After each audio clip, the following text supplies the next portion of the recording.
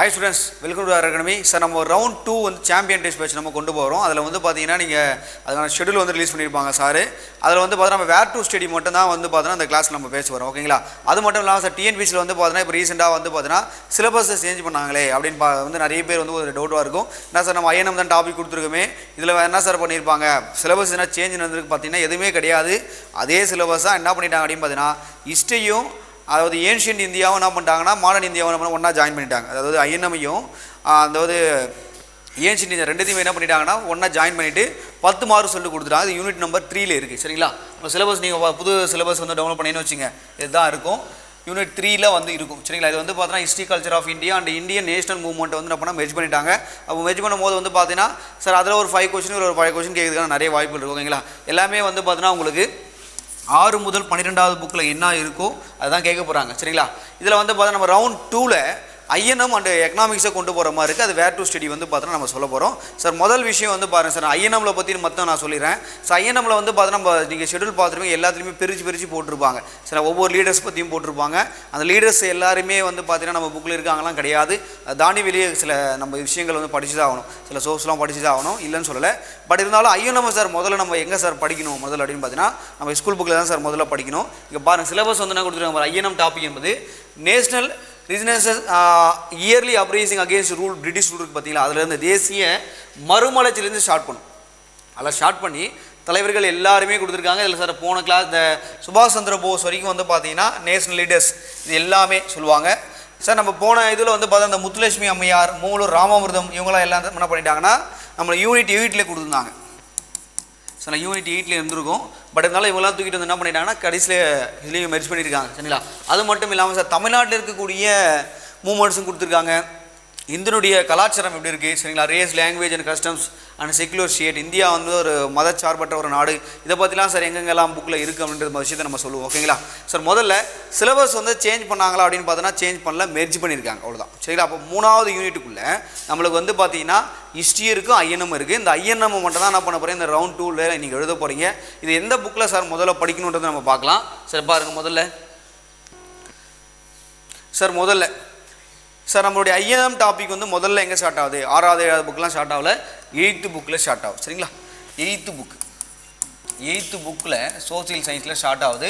Sir இதில் முதல்ல வந்து பார்த்தோன்னா ஐரோப்பியர் வருகை, வர்த்தகத்திலேருந்து பேரரசு வரை அப்படின்னு ஒரு விஷயம் கொடுத்துருக்காங்க. சரிங்களா? முதல்ல இந்த ஐரோப்பியர் வருகை என்பது பார்த்தோன்னா கொஸ்டினாக கேட்பாங்க. சரிங்களா? ஐரோப்பியர்கள் வந்து பார்த்தீங்கன்னா இந்த போர்ச்சுகீசியர்கள் நீங்களாம் படிச்சிருப்பீங்க, டச்சுக்காரர்கள், டேனியர்கள், ஆங்கிலேயர்கள், பிரெஞ்சுக்காரர்கள் எல்லாருமே வந்து நீங்கள் படிக்க போகிறீங்க. சரிங்களா? அதை படித்ததுக்கு அப்புறமா வர்த்தகத்திலிருந்து பேரரசு வரை இந்த விஷயம் ரொம்ப முக்கியமான விஷயம். இதில் வந்து பார்த்தா நிறைய போர்கள் வரும். அவங்க வந்துடைய ஆங்கிலேய அரசாங்கம் என்பது எப்படி அங்கே விரிவடைந்தாங்க அதை பற்றி கேட்பாங்க. அப்போது கர்நாடக வார், பிளாசி போர், பக்சார் போர், மைசூர் போர், ஓகேங்களா, மராத்திய போர், இந்த போரில் எப்படி நடைபெற்றது, துணைப்படை திட்டம் என்ன பண்ணாங்க, அடுத்து வாரிசிப்பு கொள்கை என்ன பண்ண, எல்லாமே டீட்டெயிலில் கொடுத்துருப்பாங்க. ஓகேங்களா? ஸோ அடுத்து இந்த கிராம சமூகமும் வாழ்க்கை முறையை பற்றி கொடுத்துருக்காங்க. அப்போது அந்த காலத்தில் வந்து பார்த்தோன்னா இருக்கக்கூடிய ரயத்வாரி முறை, மகள்வாரி முறை, இந்த முறைகள் எல்லாமே அதை உள்ளே கொடுத்துருப்பாங்க. நிலையான நிலவரி திட்டம், ஜமீன்தாரி முறை இதெல்லாம் யார் கொண்டு வந்தாங்க, அதனால் யார் நன்மை அடைந்தார்கள், எல்லாமே வந்து பார்த்தோன்னா கொஸ்டினாக கேட்பாங்க. சரிங்களா? ஐஎன்எம்மில் இந்த டாப்பிக்லாம் தான் வந்து பார்த்தீங்கன்னா நம்மளுக்கு 18% ரெவால்ட்டு அவங்க நிறைய கொடுமைகள் படுத்திருப்பாங்க, நிறைய வரிகள் விதித்திருப்பாங்க, அதனால தான் ஆரம்பிக்கப்பட்டிருக்கும். சார் இங்கே பாருங்கள் மக்கள் புரட்சி. சார் இந்த டாபிக் தான் சார் மெயினான ஒரு டாபிக். சார் எல்லாத்தையுமே ரீட் பண்ண போகிறீங்க, கொஸ்டின் கேட்க தான் போகிறாங்க. இருந்தாலும் இந்த மக்கள் புரட்சி என்ற இடம் வந்து பார்த்தோன்னா ரொம்ப முக்கியமான விஷயம். இதில் வந்து பார்த்தோன்னா நிறைய விவசாயிகளுடைய கிளர்ச்சிகள் கொடுத்துருப்பாங்க. அதில் பார்த்தோன்னா 10 உலை சத்தியாகிரகம், கேதா சத்தியாகிரகம், காந்தியடிகள் பங்கு பெற்ற எல்லா சத்தியாகிரகத்தும் அதை பற்றி கொடுத்துருப்பாங்க. சரிங்களா? இது எல்லாத்தையுமே நம்ம படிச்சு தான் சார் ஆகணும். அது இல்லாமல் 1857 ரெவால்ட்டை பற்றி கொடுத்துருப்பாங்க, 806 ரெவால்ட்டு. அது மட்டும் இல்லாமல் நம்முடைய தமிழ்நாட்டில் இருக்கக்கூடிய ராணி, சரிங்களா, ராணி மங்கம்மாள் பற்றி இருக்காது, வேலு நாச்சியார் பற்றி இருக்கும். வேலு நாச்சியார் அவர் வந்து பார்த்தீங்கன்னா புலிதேவர், வீரபாண்டிய கட்டபொம்மன், மறு சகோதரர்களுடைய கிளர்ச்சிகள் பற்றி எல்லாத்தையுமே கொஞ்சம் டீட்டெயிலாக கொடுத்துருப்பாங்க. அப்போது இந்த மக்கள் புரட்சி என்ற டாபிக் ரொம்ப முக்கியமான ஒரு டாபிக் சார். இதை நீங்கள் ரொம்ப முக்கியமாக படிக்கணும். சரிங்களா? அப்போது உங்களுக்கு சிலபஸில் வந்து சார் நான் வந்து ஷெடியூல் வந்து ரிலீஸ் பண்ணியிருப்பாங்க. இருந்தாலும் நீங்கள் என்ன சார் பண்ணணும் அப்படின்னு பார்த்தீங்கன்னா முன்கூட்டியே இதெல்லாம் படித்து வச்சுங்க. அங்கே வரும்போது வந்து பார்த்தீங்கன்னா நீங்கள் கொஞ்சம் ரிவிஷன் பண்ணுறதுக்கு யூஸ்ஃபுல்லாக இருக்கும். சார் முதல்ல இந்த 4 லெசன் சார், முதல்ல இந்த 4 லெசன்கள் வந்து நீங்கள் பார்த்தீங்கன்னா படிக்கணும். சரிங்களா? அந்த 4 லெசனில் படிச்சிடணும் சார். அதுக்கடுத்து வந்து பார்த்தா இந்த இதெல்லாம் கொடுத்துருக்காங்க சார், ஆங்கிலேய ஆட்சியில் நகர்ப்புற மாற்றங்கள், காலந்தோறும் இந்திய பெண்களுடைய நிலை, இதெல்லாம் கொடுத்துருக்காங்க. இருந்தாலும் இந்த டாபிக்ஸ்லாம் வந்து பார்த்தீங்கன்னா சார் நீங்கள் படித்து வச்சுக்கிறது ரொம்ப நல்லது. ஓகே. ஐஎன்எம் டாப்பிக்கில் ஆங்கிலேய அரசாங்கம் என்னென்ன விஷயங்களை வந்து பெண்களுக்கு பண்ணியிருக்காங்க அந்த விஷயம்லாம் வந்து பார்த்தீங்கன்னா ஒரு 1885 ஐஎன்சி உருவாகிறதுக்கு முன்னாடியே வந்து நம்முடைய இந்தியாவுடைய வளர்ச்சி என்பது எப்படிலாம் இருந்ததுன்ற மாதிரிலாம் அந்த லெசனில் கொடுத்துருப்பாங்க. உங்களுக்கு முக்கியமாக சொல்லணும் அப்படின்னு பார்த்தீங்கன்னா முதல்ல இருக்கக்கூடிய 4 லெசன் என்பது ரொம்ப முக்கியமான விஷயங்கள். அடுத்து இருக்கக்கூடிய லெசனில் நீங்கள் படித்து வைங்க, எக்ஸாமில் கேட்கறதுக்கு நிறைய வாய்ப்புகள் இருக்குது. ஓகேங்களா? ஸோ அடுத்து நம்ம பார்க்கும்போது 8th புக்கு முடிஞ்சுது. ஸோ அடுத்து 9th புக்கெலாம் எதுவுமே கிடையாது சார். அடுத்து டேரெக்டாக 10th புக்கு வந்துருங்க. 10th புக்கில் வந்து பார்த்தீங்கன்னா இருக்கக்கூடிய டீட்டெயில்ஸ் வந்து பாருங்கள். 10th புக்கு சோசியல் புக்கில் சரிங்களா? இதில் வந்து எங்கே சார் படிக்க போகிறீங்க அப்படின்னு பார்த்தீங்கன்னா 5வது லெசன் படிக்க போகிறீங்க. 19ஆம் நூற்றாண்டில் சமூக சமய சீர்திருத்த இயக்கங்கள் சரிங்களா? நம்முடைய ராஜாராம் மோகன் ராய் அவர்கள் சரிங்களா? அவர் வந்து பார்த்தீங்கன்னா நம்முடைய ஆரிய சமாஜம், தயானந்த சரஸ்வதி, பிரம்மணான சபை, ஓகேங்களா? இது மாதிரி பிரார்த்தனா சமாஜம், இது மாதிரி நிறைய சமாஜங்கள் கொடுத்துருப்பாங்க. இந்த லெசன் ரொம்ப முக்கியம் சரிங்களா? ஸோ அடுத்து 6வது லெசன் சார். அதிலே ஆங்கிலேய ஆட்சிக்கு எதிராக தமிழகத்தில் இருந்த தொடக்க கால கிளர்ச்சிகள் சரி. இது யூனிட் 8லையும் வரும், ஐஎன்எம்லையும் நீங்கள் படிச்சு தான் ஆகணும். அடுத்து காலனிக்கு எதிராக இயக்கங்களும் தேசியத்துடைய தோற்றமும். அப்போது ஐஎன்சி எப்படி சார் உருவாச்சு? 1885 முதல் காந்தி வந்து இந்தியாவுக்கு வரும்போது 1915 வந்து இந்த காரணம் வச்சுங்க. அது வரைக்குமே வந்து பார்த்தா என்னென்ன தேசிய இது வாதங்கள் வந்து நடைபெற்றது, என்னென்ன எழுச்சி இயக்கங்கள்லாம் ஆரம்பிக்கப்படுது எல்லாத்துலேயுமே வந்து பார்த்தோன்னா இந்த புக்கில் கொடுத்துருப்பாங்க. சார் இது முதல்ல வந்து பார்த்தோன்னா 10th புக்கை படிங்க. அதான் மெயினான விஷயம். 10th புக்கில் வந்து பார்த்தா கொடுக்குற அந்த ஆர்டர் என்பது கரெக்டாக இருக்கும் சரிங்களா? அதை பாருங்கள். அடுத்து 8th புக்கு சார் ரொம்ப முக்கியமான விஷயம். காந்திய காலகட்டம் ரொம்ப முக்கியமானது. தமிழக விடுதலை போராட்டம் மற்றும் சமுதாயத்தில் தமிழ்நாட்டில் வந்து சமூக மாற்றங்கள். சார் இது எல்லாமே வந்து பார்த்தீங்கன்னா உங்களுக்கு எங்கே சார் கவர் ஆகுது பார்த்தீங்கன்னா 10th புக்கில் தான் கவர் ஆகுது சரிங்களா? 10th புக்கை வந்து பார்த்தீங்கன்னா கொஞ்சம் தெளிவாக படிச்சுட்டு போயிடுங்க. சார் இது எல்லாமே வந்து பார்த்தீங்கன்னா சமூக மாற்றங்களும் சரி, இந்த சமூக மாற்றங்களும் சரி, இந்த விடுதலை போராட்டமும் சரி, ரெண்டுமே வந்து பார்த்தீங்கன்னா யூனிட் 8லையும் கவர் ஆகும் சரிங்களா? அப்போது தமிழ்நாட்டில் சமூக மாற்றங்கள், தமிழ்நாட்டில் வந்து விடுதலை போராட்டம், ரெண்டு விஷயங்களுமே வந்து பார்த்தோன்னா நீங்கள் யூனிட் 8லையும் கவர் பண்ண போகிறீங்க. அதை தாண்டி வந்து பார்த்தோன்னா ஐஎன்எம்லையும் கவர். என்ன சார் சொல்லுவாருன்னா சார் லீடர்ஸில் வந்து பார்க்கும்போது அவர் ராஜாஜி, பெரியார் இவங்களை பற்றிலாம் கொடுத்துருப்பாங்க. அப்போது ராஜாஜி, பெரியார் அவர்கள்லாம் தமிழ்நாடு விடுதலை போராட்டத்தில் கொஞ்சம் பங்கு பெற்றவங்க தான். அவங்கள பற்றி பார்த்தோன்னா டீட்டெயில்ஸே கம்மியாக தான் இருக்கும் சார். முதல்ல ஸ்கூல் புக்கில் என்ன டேட்டாஸ் கொடுத்துருக்காங்களோ அதை முதல்ல படிங்க சார். அதான் மெயினான ஒரு விஷயம். நீ குரூப் 4 கேண்டிடேட்டாக இருக்குது அப்படின்னு பார்த்தீங்கன்னா நீ கண்டிப்பாக எக்ஸாமை கிளியர் பண்ண அப்படின்னா புக்கை சோர்ஸை கரெக்டாக படிக்கணும் சரிங்களா? அதான் மெயினான விஷயம்.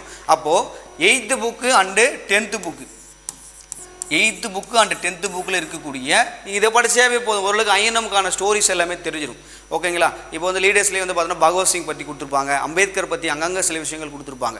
இப்போ காந்திய காலகட்டமாக காந்தியினுடைய போராட்டங்கள் பற்றி கொடுத்துருப்பாங்க. அவங்களோட இயர்ஸ் ரொம்ப முக்கியம் சரிங்களா? இப்போ வந்து பார்த்தா இன்னும் சில லீடர்ஸ் பற்றிலாம் புக்கில் இருக்காது. இப்போ அப்துல் கலாம் ஆசாத் பற்றிலாம் புக்கில் இருக்காது சரிங்களா? அவரை பற்றி எந்த டீட்டெயில்ஸுமே கொடுத்துருக்க மாட்டாங்க. இப்போ சுபாஷ் சந்திர போஸாவது பரவாயில்ல, ஒரு சில இடத்துல வந்து பார்த்தா அவரை பற்றி சொல்லியிருப்பாங்க.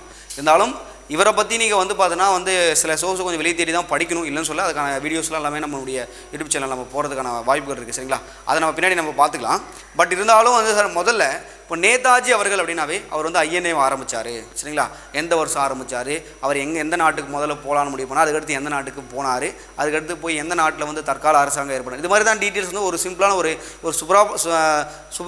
சுபாஷ் சந்திர போஸ் அப்படின்னாவே வந்து பார்த்தோன்னா ஒரு 5-6 டீட்டெயில் தான் கொடுத்துருப்பாங்க. அதை முதல்ல படிங்க சரி. அதான் மெயினான ஒரு விஷயம் ஓகேங்களா? இப்போ பகவத் சிங் அப்படின்னு எடுத்திங்கன்னா உங்கள் புக்கை சோர்ஸ் படி பார்த்தோன்னா ஒரு 7 பாயிண்ட் இருக்கும். அவ்வளோதான். அந்த 7 பாயிண்ட் படிங்க, கண்டிப்பாக கொஸ்டினாக மாட்டிக்கும் சரிங்களா? அதை விட்டுட்டு வந்து பார்த்தீங்கன்னா சார் பகவத்சிங் பற்றி நம்ம வெளியே என்ன தேடி படிக்கணும்னா இல்லை, உங்கள் புக்கில் என்ன இருக்கோ அதை முதல்ல படித்து முடிங்க. அதுதான் மெயினான ஒரு விஷயம். அப்போ ஐஎன்எம் டாப்பிக்கில் வந்து லீடர்ஸ் நிறைய கொடுத்துருப்போம். அந்த லீடர்ஸ் எல்லாமே சார் உங்கள் ஸ்கூல் புக்கில் தான் இருக்கும். அந்த பேஜ் நம்பரோட மென்ஷன் பண்ணி நம்மளால் சொல்ல முடியலனா கூட நீங்கள் அந்த புக்கை படித்தா போதும் சரிங்களா? இப்போ வந்து பகவத்சிங்கா 10th புக்கில் ஒரு இடத்துல இருக்கார் சரிங்களா? அதை மட்டும் நீங்கள் படிக்க போதும் சரிங்களா? அது மட்டும் இல்லாமல் சார் வேறு என்ன தலைவர்கள், இப்போ நேரு மாதிரி தலைவர்கள்லாம் வந்து பார்த்தோன்னா நம்ம புக்கில் கம்மியாக தான் கொடுத்துருப்பாங்க. ஏன்னா நேருகளை பற்றி சொல்கிறதே வந்து பார்த்தோன்னா அந்த குறிக்கோள் தீர்மானமும் லாகூர் அந்த காங்கிரஸ் செஷன் மட்டும் தான் சொல்லுவாங்க. வேறு எந்த விஷயங்களுமே புக்கில் கிடையாது. அப்போ என்ன பண்ண போகிறீங்க, அவரை பற்றிக்கான வீடியோஸ்லாம் நம்ம பண்ணலாம். அந்த டைமில் அதை பாருங்கள் சரிங்களா? சரி ஓகே சார். அப்போது 8th புக்கு 10th புக்கு முதல்ல நல்லா படித்தாவே உனக்கு ஐஎன்எம்மில் நான் சொல்கிற விஷயங்கள் தான் சார். மொத்தம் டோட்டலாக நம்ம டிஎன்பிசி சிலபஸில் 3வது யூனிட் வந்து என்ன கொடுத்துருக்காங்க, ஹிஸ்ட்ரி, அதையும் ஐஎன்எம்மும் கொடுத்துருக்காங்க. அப்போ என்ன சார் பண்ணுவாங்கன்னா இதில் ஒரு 5 கொஸ்டினும் இதுலேயும் 5 கொஸ்டின் கேட்குறதுக்கு வாய்ப்பு இருக்குது. அப்போது நீ 8th புக்கும் 10th புக்கு நீ படித்தாவே உன்னால் நான் சொல்கிறேன்னா 4 கொஸ்டின் உன்னால் ஆன்சர் பண்ண முடியும்.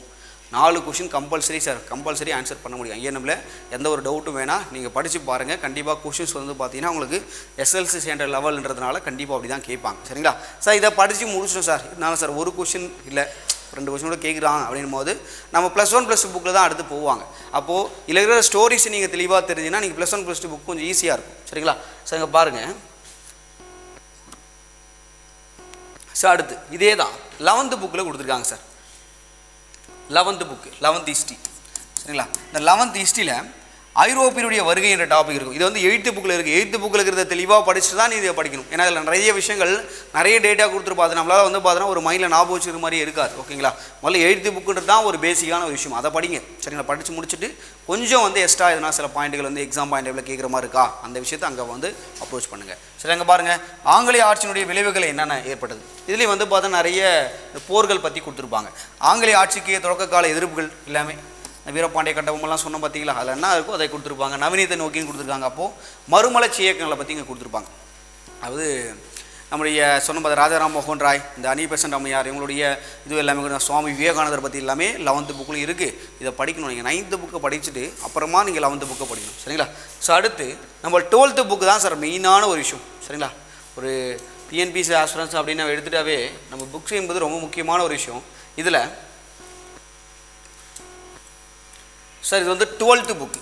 12th புக்கில் வந்து பார்த்தீங்கன்னா முதல் லெசனு 2, 3, 4, 5, 6, 7, 8 கூட வச்சுங்க. சரிங்களா? 8 லெசன் சார். இந்த 8 லெசனுமே வந்து பார்த்தீங்கன்னா ரொம்ப முக்கியமான லெசன்ஸ். இந்த 8 லெசனை நீ நல்லா ஒரு அண்டர்ஸ்டாண்ட் பண்ணி நீ படிச்சுன்னு வச்சுக்க, ஐஎன்எம்மில் வந்து பார்த்தோன்னா நீ தான் ஸ்ட்ராங்கு. ஏன்னா அவ்வளோ டீட்டெயில்ஸை கொடுத்துருப்பாங்க. நிறைய இயக்கங்கள் நல்லா தெளிவாக இருக்கும். சில இப்போ வந்து பார்த்தா ராஜாஜி அப்படின்னு எடுத்துட்டாவே சிஆர் ஃபார்ம்லான்னு சொல்லுவாங்க. 1944 கொண்டு வரப்பட்டது. அது வந்து பார்த்தோன்னா காந்தியடிகளும் ஜின்னா அவர்களும் வந்து பார்த்தோன்னா ஒரு மீட்டிங் பண்ணுறதுக்காக கொண்டு வரப்பட்ட திட்டம். இதெல்லாம் வந்து பார்த்தோன்னா நம்ம புக்கில் தெளிவாக இருக்குது. அதை படிங்க. சிம்லா ஒப்பந்தம் எல்லாருடைய இயர்ஸும் தெளிவாக இருக்கும். அப்போது நீங்கள் 12th இருக்கக்கூடிய ஹிஸ்ட்ரி புக்கை நீ படித்து முடிச்சிட்ட அப்படின்னா நீ வந்து பார்த்தோன்னா ஐஎன்எம்மில் கேட்கக்கூடிய 5 வினாக்களா இப்போ வந்து 5 வினாக்கள் கேட்க போகிறோம். 5 வினாக்கள் உங்களால் கம்பல்சரி ஆன்சர் பண்ண முடியும். அப்போது 8th book, 10th book, 11th, 12th, சரி, அந்த 4 புக்கு நீ படிக்க போகிற, 5 மார்க்கு ஸ்கோர் பண்ண போகிற. சரிங்களா? ரொம்ப முக்கியமான விஷயங்களா. சரி, நம்ம வந்து சில வந்து நிறைய வந்து பார்த்திங்கன்னா லீடர்ஸ் வந்து தனித்தனியாக பிரித்து போட்டிருக்கோம். அந்த லீடர்ஸை பற்றிலாம் பார்த்தீங்கன்னா அங்கங்கே இருக்கும். சரிங்களா? அதை நீங்கள் முதல்ல புக்கை கலெக்ட் பண்ணுங்கள். புக்கில் இருக்கக்கூடிய டீட்டெயில்ஸை படிச்சினாவே தெரியும். ஓகே, காந்தி இங்கே தாங்க இருப்பார், முடிஞ்சு போச்சு. பகவத்சிங்கா அவர் வந்து பார்த்தா 10th புக்கில் இருப்பார், அந்த 12th புக்கில் இருப்பார். அந்த மாதிரி விஷயங்கள் முதல்ல படிங்க. அதை தாண்டி நீங்கள் வெளியே வந்து பகவத்சிங்கை பற்றி நிறைய விஷயங்கள் கேட்குறாங்க, இல்லைன்னு சொல்ல. அதை பற்றி எல்லாமே நம்ம வந்து பார்த்தோன்னா டெஸ்ட் சீரீஸில் வந்து பார்த்திங்கன்னா அதை பற்றி டீட்டெயிலாகவே விளக்கங்கள் கொடுத்துருப்போம். சரிங்களா? அப்போ வந்து அந்த இதுவை வந்து ஃபாலோ பண்ணுங்கள். இதை தாண்டியும் சார் புக்கு தாண்டி வெளியே கேட்பாங்களான்னா சார் கேட்பாங்க. 1-2 கொஷின் கேட்பாங்க. அந்த 1-2 கொஷினில் வந்து பார்த்தோன்னா நம்முடைய உங்களே தெரியும், குரூப் 4ன்னும் போது ஒரு மார்க்னாவே வந்து பார்த்தீங்கன்னா பெரிய விஷயம் தான். ஒரு மார்க் கம்மியானவே கூட போதும், நிறைய பேர் வந்து பார்த்தீங்கன்னா நம்மளுக்கு முன்னாடி போயிடுவாங்க. அப்போ ஒவ்வொரு மார்க் என்பது ரொம்ப முக்கியமான விஷயம். அப்போது ப்ரீவியஸ் இயர் கொஸ்டின் பேப்பர் ரொம்ப முக்கியம் ப்ளே பண்ண போது. அதை தாண்டி ஒரு சிலபஸில் இருக்கக்கூடிய டாபிக்ஸ் என்பது உங்கள் புக்கில் பள்ளி பாட புக்கில் இருக்கக்கூடிய இதுவை முதல்ல படிக்க போகிறேன். Previous year question paper revision பண்ண போகிறேன். இதே நீ கண்டினியூவாக பண்ண போதும் சார், ஐஎன்எம்மில் கண்டிப்பாக 5 கொஸ்டின் அடிச்சிடலாம். சரிங்களா? வேறு எந்த இதுவுமே கிடையாது. இயர்ஸும் பிளேஸும் யார் என்னென்ன உருவாக்குனாங்கிறதெல்லாம் நிறைய கேட்குறாங்க. சரிங்களா? அதை திருப்பி பார்த்துங்க, பார்க்கலாம். சரிங்களா? சரி, அடுத்து வந்து பார்த்தீங்கன்னா நம்முடைய எக்கனாமிக்ஸ்குள்ளே வந்துடும் சார். என்ன சார் எக்கனாமிக்ஸை தனியாக பிரிச்சிட்டாங்களா அப்படின்னு பார்த்தீங்கன்னா சார் எக்கனாமிக்ஸை தனியாக பிரிக்கல. அவங்க எக்கனாமிக்ஸ் என்ன சார் பண்ணிட்டாங்க அப்படின்னு பார்த்தீங்கன்னா யூனிட் 5ன்னு சொல்லிட்டு கொடுத்துட்டு எக்கனாமிக்ஸையும் என்ன பண்ண யூனிட் 9ஐயும் ஒன்றா ஜாயின் பண்ணி விட்டாங்க. சரிங்களா? இங்கே பாருங்கள் சார், அதே விஷயம் தான் இந்தியன் எக்கனாமி டெவலப்மெண்ட்டு. சரிங்களா? இதில் வந்து 20 கொஷின் கேட்பாங்களாம். சரி, Indian economic and development administration in India. அதாவது இந்தியன் எக்கனாமி என்பது நம்மளுக்கு வந்து பார்த்தீங்கன்னா முதல்ல ஒரு 6வது இதுவாக இருந்திருக்கும். சரிங்களா? பொருளாதாரம் என்பது 6வதுல இருந்திருக்கும். யூனிட் 9 வந்து பார்த்தீங்கன்னா ஒரு டாப்பிக்கும் அட்மினிஸ்ட்ரேஷன் இருக்கும். ரெண்டுத்தையும் ஜாயின் பண்ணி என்ன பண்ணிட்டாங்க அப்படின்னு பார்த்தீங்கன்னா 5ன்னு சொல்லிட்டு வச்சுட்டாங்க. 20 கொஷின் கேட்பாங்களாம். சரிங்களா? சார் 20 கொஸ்டின் சார் எங்கெங்கெல்லாம் சார் இங்கே பாருங்களேன் topic nature of the Indian economy. இதுலேருந்து ஷார்ட் பண்ணி வந்து பார்த்தா இந்த சோசியல் இது எல்லாமே எம்ப்ளாய்மெண்ட் இங்கே பாருங்கள் சார், நம்முடைய பாவர்ட்டி வரைக்குமே, இந்த பாவர்ட்டி வரைக்குமே வந்து பார்த்தோன்னா உங்களுக்கு எக்கனாமிக்கில் இருந்தது முதல்ல டாபிக்.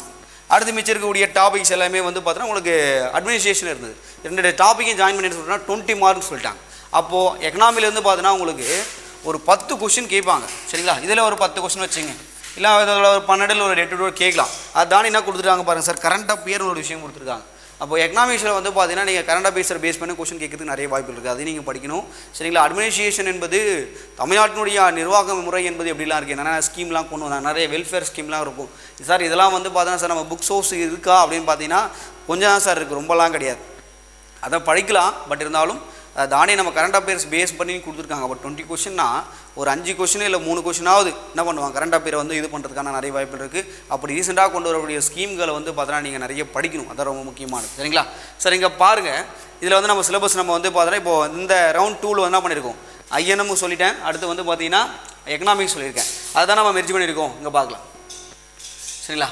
இதில் வந்து பார்த்தோன்னா டெஸ்ட் நம்பர் 6 சரிங்களா. இதில் வந்து சார் என்ன சிலபஸ் இருக்குன்னு பார்க்கும்போது இந்திய பொருளாதார இயல்புகள் 5 ஆண்டு திட்டங்கள் நிதி ஆயோக் எல்லாமே கொடுத்துருக்காங்க. அது என்ன லெசன்லாம் கொடுத்துருக்காங்க பாருங்க சார். 6வது புக்கில் வந்து பார்த்தீங்கன்னா ஃபஸ்ட் யூனிட்டு, 7வது புக்கில் ஃபஸ்ட் யூனிட்டு, 11th புக்கு சரிங்களா. அண்ட் 12th புக்கில் இருக்கக்கூடிய யூனிட்ஸ்லாம் கொடுத்து இது எல்லாமே பிடிஎஃப்ல வந்து பார்த்தீங்கன்னா டிஸ்கிரிப்ஷனில் நான் கொடுக்குறேன் சரி, அதை வந்து ஃபாலோ பண்ணிங்க சார். இருந்தாலும் சார் நம்ம எக்கனாமிக்ஸ் எப்படி சார் அப்ரோச் பண்ணோம் அப்படின்னு பார்த்தீங்கன்னா சார் முதல் விஷயமே 11th புக்கு சரிங்களா அண்டு 12th புக்கு சார். இந்த 2 புக்கை நீ தெளிவாக படிக்கணும் எக்கனாமிக்ஸ் பொறுத்த வரைக்குமே சார். இப்போ அந்த 6 to 10 சார் 6 to 10லேருந்து அவங்க கொஷினைஸை கேட்கறதே கிடையாது சரிங்களா. முதல்ல வந்து கேட்க வேண்டிய விஷயமே 11th புக்லேயும் அந்த 12th புக்கில் இருக்கக்கூடிய வினாக்கள் தான் நிறைய கேட்குறாங்க. அப்போது அதுலேயும் சார் ஸ்பெசிஃபிக்காக சொல்லணும் பார்த்தீங்கன்னா ஒரு குறிப்பிட்ட லெசன்கள் தான் சார் படிக்கிற மாதிரி இருக்கும் சரிங்களா. இதில் வந்து பார்த்தீங்கன்னா ஒரு 6 லெசனும் இதில் ஒரு 5 லெசன் படிக்கிற மாதிரி இருக்கும். அந்த லெசன்ஸை நான் கொடுத்துருக்கும் போது அந்த லெசன் மட்டும் படிங்க போதும் சரிங்களா. எக்கனாமிக்ஸ் பொறுத்த வரைக்குமே +1 +2 புக்கு தான் உங்களுக்கு கொஸ்டினாக நிறைய கேட்பாங்க. அதுவும் பாருங்கள் வெயிட்டேஜ் கொடுத்துருக்காங்க, 20 மார்க் கொடுத்துருக்காங்க, அதாவது அட்மினிஸ்ட்ரேஷன் இது ரெண்டும் சேர்த்து.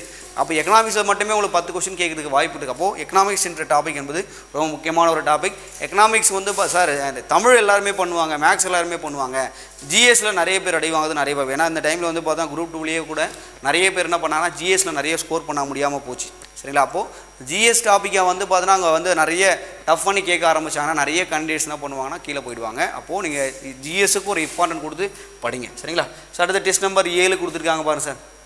சார் இதில் வருவாய் ஆதாரங்கள் ரிசர்வ் வங்கி 8th புக்கு 9th புக்கு கொடுத்துருக்கோம் சார். அடுத்து வந்து பார்த்தீங்கன்னா 8th டெஸ்ட்டு சார். இது வந்து பார்த்தீங்கன்னா 9th புக்குன்னு கொடுத்துருக்கோம் சரிங்களா. அடுத்து வந்து பார்த்தீங்கன்னா 9th சரி 4 இருக்கும். 11th economics 12th economics book கொடுத்துருக்கோம். ஏன்னா 11th 12th தான் ரொம்ப முக்கியம் சார். இதில் வந்து பார்த்தீங்கன்னா அங்கங்கே சென்டரில் வந்து பார்த்தீங்கன்னா உங்களுக்கு ஷெடியூலில் 7வது பழைய புத்தகம் இல்லை 7வது புதிய புத்தகம் இது மாதிரி விஷயங்கள்லாம் இருக்கும். அது நீங்கள் அப்படியே ஃபுல்லாக புக்கை படிக்க போகிறீங்க சார். இருந்தாலும் வந்து பார்த்தீங்கன்னா அடுத்து இதில் வந்து பார்த்தீங்கன்னா சார் இப்போ சிலபஸ் மாற்றினதுக்கு அப்புறமா நம்மளுக்கு வந்து தமிழில் வந்து பார்த்தீங்கன்னா ரொம்ப வெயிட்டேஜ் வந்து இது வந்து பார்க்கும்போது சார் 85 கொஷின்ஸ் கேட்டிருக்காங்க. 85 கொஷின் 85 கொஷின் வந்து பார்த்தீங்கன்னா இலக்கணமா சரிங்களா. 15 கொஷின் தான் வந்து பார்த்தோன்னா உரைநடை உரைநடை வேண்டிய இலக்கியம் அப்படின்னு கொடுத்துருக்காங்க. அப்போது நீங்கள் வந்து பார்த்தோன்னா இப்போதுலேருந்தே படிக்கும் போதே ட்ரை பண்ணுங்கள் சார். நாங்கள் ஷெடியூல் கொடுத்துருவோம். பட் இருந்தாலும் 7th-லையும் 8th-லையும் இருக்கக்கூடிய புக்கில் இருக்கக்கூடிய இலக்கணத்துக்கு நிறைய இம்பார்ட்டன்ட் கொடுத்து படிங்க. அதான் கொஷினாக இருக்கும் உங்கள் டெஸ்ட்டில் உள்ள சரிங்களா. அதை பார்த்துங்க சார். மேக்ஸில் என்ன பண்ணிட்டாங்க அப்படின்னு பார்த்தீங்கன்னா நம்மளுக்கு 15 வந்து பார்த்தோன்னா அந்த இது கொடுத்துட்டாங்க, அதாவது மேக்ஸ் 4 ஆப்டிடியூட் மென்டல் எபிலிட்டியில் வந்து கொடுத்துருக்காங்க. ஆப்டிடியூட்டில் வந்து பார்த்தோன்னா 15, மென்டல் எபிலிட்டியில் வந்து என்ன பண்ண ரீசனிங் சொல்லுவோம் பார்த்தீங்களா, அந்த ஏரியாவில் வந்து என்ன பண்ணிட்டாங்கன்னா 10 கொஷின் கேட்போன்னு சொல்லிட்டாங்க. டோட்டல் 25 கொஷின் தான் என்ன பண்ணிட்டாங்க தனித்தனியாக பிரிச்சுட்டாங்க சரிங்களா. அப்போ இந்த 15 கொஸ்டின் சார் என்ன பண்ணுவாங்க அப்படின்னு பார்த்தீங்கன்னா உங்களுக்கு இப்போது இந்த டெஸ்ட்டில் நம்ம ரவுண்ட் 2ல் இருக்குது எல்சிஎம் எஸ்எஃப் ரேஷியோ ப்ரொபோர்ஷன் மாதிரி டாபிக்ஸ்லாம் இருக்குது சார். இந்த டாபிக் எல்லாமே என்ன சார் பண்ணுவாங்க அப்படின்னு பார்த்தீங்கன்னா உங்களுக்கு புக்கு சோர்ஸும் ப்ரீவியஸ் இயர் கொஸ்டின் பேப்பர்ஸ் ஓகேங்களா, இதை தான் திருப்பி கேட்க போகிறாங்க. அப்போது அந்த கொஸ்டின்ஸை நிறைய திருப்பி ப்ராக்டிஸ் பண்ணுங்கள். அப்போது சிலபஸ் வந்து பார்த்தீங்கன்னா குரூப் 4க்கு மாற்றினாங்களா சார், மாற்றினாங்க தான் இல்லைன்னு சொல்லலை. என்ன பண்ணிட்டாங்க அப்படின்னு பார்த்தீங்கன்னா சில ஏரியாஸ் தூக்கி போய் என்ன பண்ண மெர்ஜ் பண்ணிட்டாங்க, இலக்கணத்தை நிறைய அவங்க கேட்க ட்ரை பண்ணிட்டாங்க சரிங்களா. அது மட்டும் இல்லாமல் சார் வேறு என்ன சார் நடக்கும் அப்படின்னு பார்த்தீங்கன்னா நீங்கள் யூனிட் 8 என்ற சாப்டரில் வந்து தமிழ் லிட்ரேச்சர்னு ஒரு வார்த்தை இருக்கும் சரிங்களா. அது சங்க காலம் முதல் இந்த காலம் வரை இருக்கக்கூடிய நூல்களை பற்றி படிக்கின்ற ஒரு டாபிக் இருக்கும். அந்த டாபிக் பொறுத்த வரைக்குமே சார் என்ன சார் நம்ம புக்கில் வந்து அரை இலக்கியங்கள் கொடுத்துருக்காங்க. இந்த சிலப்பதிகாரம், இந்த சிவகத்திந்தாமணி, ஐம்பெருங்காப்பியம், ஐஞ்சிருங்காப்பியம் எல்லாமே தூக்கிட்டாங்களா தமிழில் அப்படின்னு பார்த்தீங்கன்னா சார் தூக்கிட்டாங்க தான் இல்லைன்னு சொல்லலை. பட் இருந்தாலும் அவங்க எல்லாத்தையுமே என்ன பண்ணுவாங்கன்னா பிடிச்சி உங்களுக்கு யூனிட் 8ல் கேட்பாங்க சரிங்களா. அவங்க எல்லாருமே சிற்றிலக்கிய டாபிக் கிடையாது தமிழில், ஆனால் சிற்றிலக்கிய டாபிக் தூக்கி என்ன பண்ணுவாங்க இதில் பிடிச்சி கேட்கறதுக்கான வாய்ப்புகள் நிறைய இருக்குது. அப்போது நீங்கள் என்ன சார் பண்ண போகிறீங்கன்னா சிலபஸை வந்து வச்சுங்க. அந்த தமிழ் வந்து பார்த்தீங்கன்னா வேர் டு ஸ்டடி எங்கே சார் படிக்கணும், அந்த டாபிக் எங்கே படிக்கின்றது வீடியோஸ் வந்து அடுத்த வீடியோவில் நான் கொடுக்குறேன், அதை வந்து ஃபாலோ பண்ணிங்க ஓகேங்களா சார். இது இப்போது இந்த ரவுண்ட் 2ல் வந்து பார்த்தீங்கன்னா நம்ம ஷெடியூலில் வந்து பார்த்துருக்கோம். அந்த ஷெடியூலில் வந்து பாருங்கள் சார், கொஞ்சம் ஐஎன்எம் மட்டும் பார்த்துங்க. ஏன்னா உங்களுக்கு வேர் டு ஸ்டடி வந்து நான் சொல்லிட்டேன், அது இதில் பிடிஎஃப் லிங்கில் கொடுக்குறேன், அதை பார்த்துங்க.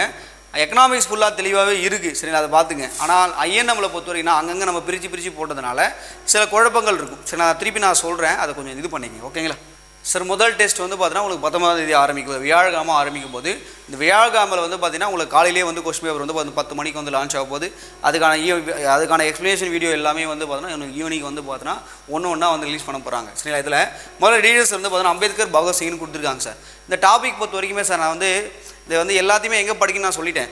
அந்த புக்ஸை வந்து கலெக்ட் பண்ண போகிறீங்க, அங்கங்கே படிக்க போகிறீங்க சார். அதை தாண்டி மென்ஷன் பண்ணமா பகவத்சிங் சார் இந்த பேஜ் தான் இருக்குன்னு நம்மளால் சொல்ல முடியாது.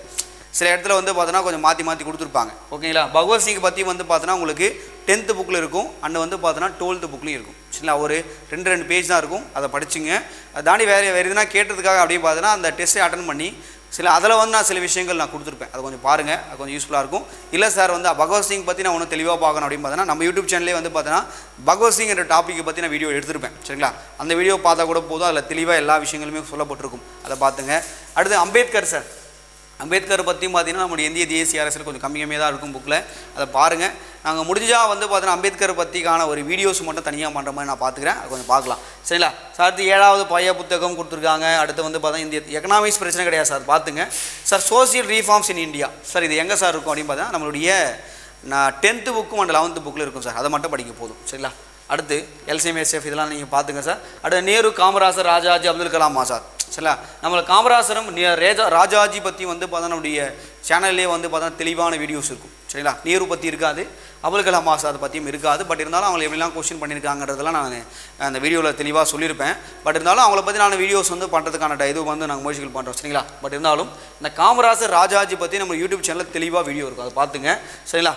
ஈர்ஷ்வான் ப்ரொபோஷன் கொடுத்துருக்காங்க. அடுத்து டெஸ்ட் நம்பர் 9 வந்து காந்தி, பாரதியார், வஉசி. காந்திய காலகட்டம் நீ படித்தாவே போதும், காந்தி நீ முடித்த மாதிரி தான்.